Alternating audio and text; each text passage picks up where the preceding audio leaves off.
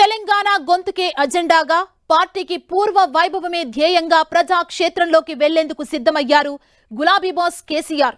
ఈ నెల 24వ తేదీ నుంచి పార్లమెంట్ ఎన్నికల ప్రచారం ప్రారంభించనున్నారు. వచ్చే నెల 10 వరకు ఆయన ఎన్నికల ప్రచారంలోనే ఉండనున్నారు. పార్లమెంట్ ఎన్నికల్లో పట్టు సాధించాలన్న లక్ష్యంగా కేసీఆర్ బస్సు యాత్ర కోసం ఏర్పాట్లు పూర్తయ్యాయి. మిర్యాలగూడ నుంచి రోడ్ షోలు ప్రారంభించనున్నారు కేసీఆర్. సిరిసిల్ల, సిద్దిపేట నియోజకవర్గాల్లో ముగింపు రోడ్ షో ఉండనుంది. అసెంబ్లీ ఎన్నికల్లో చేసిన ప్రచారానికి భిన్నంగా పార్లమెంట్ ఎన్నికల ప్రచార పర్వాన్ని ముందుకు తీసుకువెళ్లేలా కేసీఆర్ కార్యాచరణ సిద్ధం చేశారు. బహిరంగ సభలు అతి తక్కువ సంఖ్యలో నిర్వహించనున్నారు.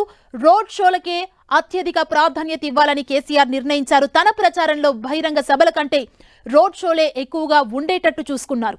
అటు కాంగ్రెస్, బీజేపీ వైఫల్యాలను ఎత్తి చూపటంతో పాటు బీఆర్ఎస్ పాలనలో చేపట్టిన కార్యక్రమాలు, వాటి ద్వారా కలిగిన లబ్ధిని ప్రజలకు వివరించేలా ప్రచారం కొనసాగించనున్నారు.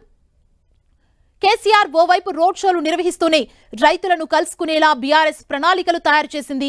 వేసవి కాలాన్ని దృష్టిలో ఉంచుకొని ఉదయం 12 గంటల్లోపు రైతులను కలుసుకోవడం, పార్టీ పరిస్థితులపై సమీక్ష నిర్వహించాలని పార్టీ అధినేత నిర్ణయం తీసుకున్నారు. ఆయా నియోజకవర్గాల్లో ఉన్న రాజకీయ పరిస్థితులపై స్థానిక నేతలతో సమీక్షలు నిర్వహించడం, స్థానిక పరిస్థితులకు అనుగుణంగా రాజకీయంగా అనుసరించాల్సిన వ్యూహాలపై నేతలతో చర్చించనున్నారు.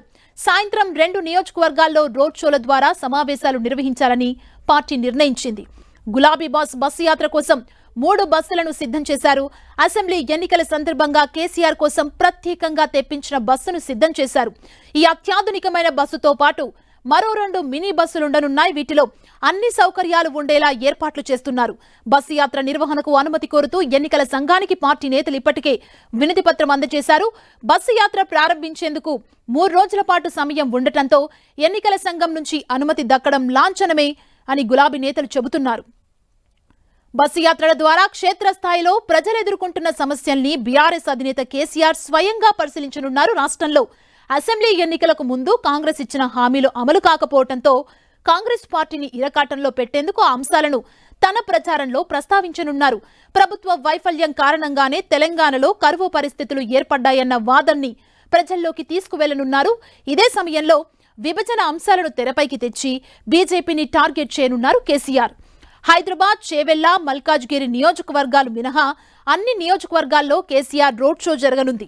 గ్రేటర్ హైదరాబాద్ పరిధిలో party working president KTR road show నిర్వహించనున్నారు. చేవెళ్ల, మెదక్, కరీంనగర్ నియోజకవర్గాల్లో పార్టీ బహిరంగ సభలను ఇప్పటికే నిర్వహించింది.